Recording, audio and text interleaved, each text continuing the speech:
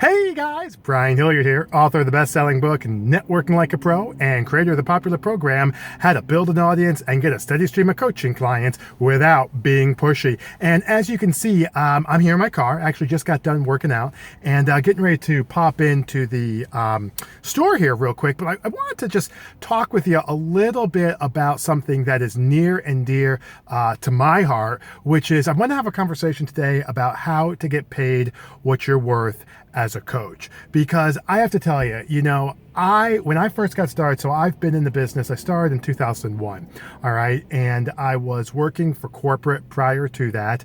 As a matter of fact, I started in the Atlanta, Georgia, here in the United States. It was just super, super tough in terms of trying to build my practice and essentially get paid what I was worth as a coach. And it's not like I didn't have training.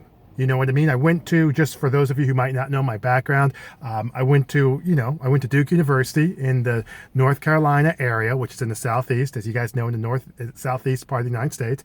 Went to Duke University, top 10 school in the country. Got a marketing minor, got a major in economics.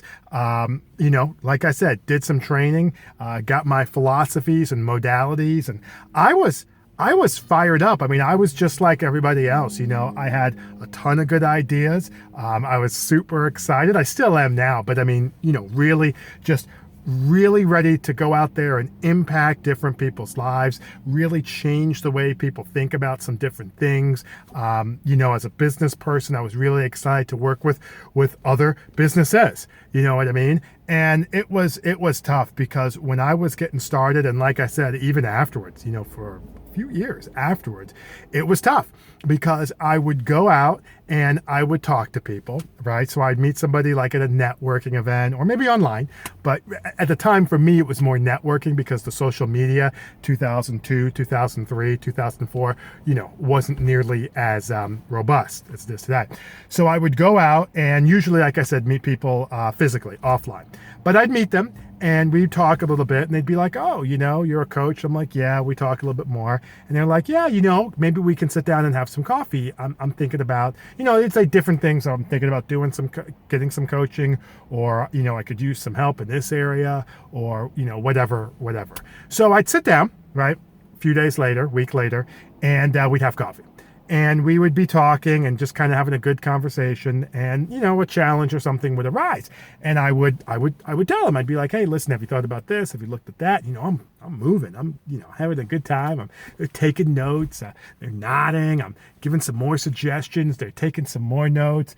And after about 40 minutes, I'm thinking to myself this whole time, like, oh, this is awesome. This is great. I can help this person. They're loving it. You could see them taking notes, and just like all of this really, really good stuff. And then the money part comes.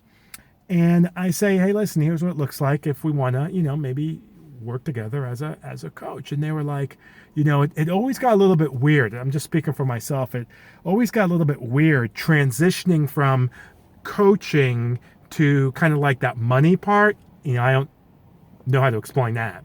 But it was weird. And they were like, different people said it differently. Sometimes people would be like, oh, you know what, you're great. And, tell me a little bit about it. And I talk about it and they'd be like, oh, this is awesome, but I can't afford your rates. And other times they'd be like, tell me a little bit about it. And I do the same thing. And they'd be like, I need to think about it and talk to my spouse, and how that goes. Other times it would just be like, no, I'm not, whatever. And I remember thinking to myself, I was like, every time somebody said that, usually they couldn't afford my rates or something like that, I would smile graciously and I'd be thinking to myself the whole time, I'd be like, what do I need to do to consistently attract a steady stream of clients who can actually afford my rates? I mean, like, that's what I was doing, because I felt like I was cutting my rates. Sometimes felt like I needed to do that, barter. Sometimes I'm not having a problem with bartering. I'm just, conceptually, it's fine. But, sometimes, eventually you got to pay the mortgage. I can't give my, bank, 3 goats and a cow, right? And it was just like, man, what do I need to do in order to consistently attract a steady stream of clients, and do so in a manner that, is not going to be pushy, salesy, or over the top. And it was really, really frustrating. And what I wound up doing in terms of kind of figuring it out and going through it, it was a lot of things. I'm not going to, not going to lie to you. There were a few things that I did, but one of the things that I kind of really latched onto in terms of getting paid what I was worth as a coach, because that's what we're getting at, affording my rates, getting paid what I was worth. One of the things that really, really helped was I realized that I had to spend more time talking to people who had a current challenge or problem, spending more time talking to people who had a current challenge or problem, who felt like through my help, they could fix it. I mean, it's as simple as that. I had to spend more time with people who felt that they had a current problem that they felt that they could actually address as a result of hiring me as a coach. I mean, it was as simple as that.